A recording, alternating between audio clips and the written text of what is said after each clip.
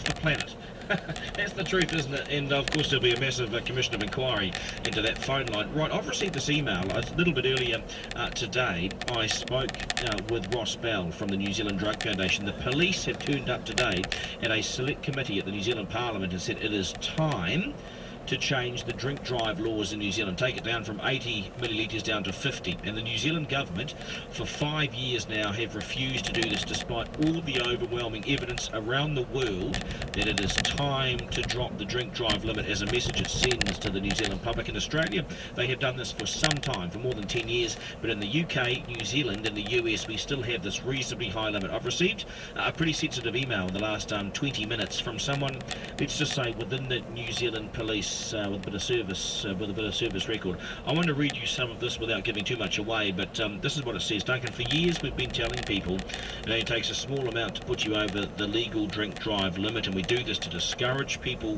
from drink driving. Trouble is, we also get to have a few drinks at the police bar after work, and we test ourselves. We all know that it takes a truckload of booze to get yourself over the limit, and the thing is, we can't tell the public that, although I'm telling you that now, aren't I? Or even more, would take the chance that they'll be okay. Now we're asking the Bellamy's infused MPs to lower the limit, and we're happy to say that the present limit allows people to drink too much before driving.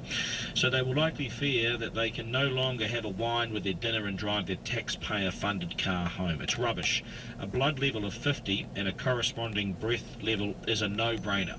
Why it's taken so long is beyond me, and if people think it will mean they can't have a cheeky Chardonnay before driving, well, all the better. I'm not going to read the rest of it because I think it gives too much away who this person might be.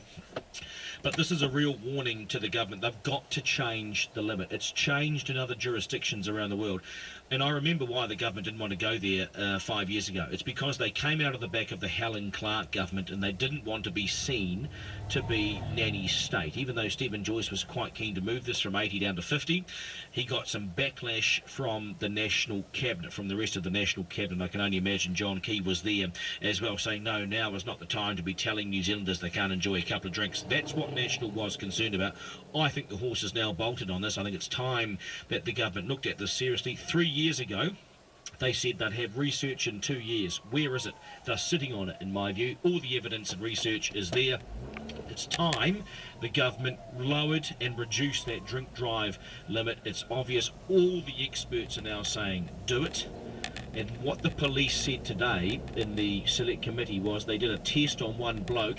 He had 13 beers in 1 hour. They were testing him as part of some testing regime they were doing. He had 13 beers in 1 hour, and he wasn't over the limit. It is time for the New Zealand government to sit up and take note. This sort of thing affects people's lives. We lose too many people on New Zealand roads.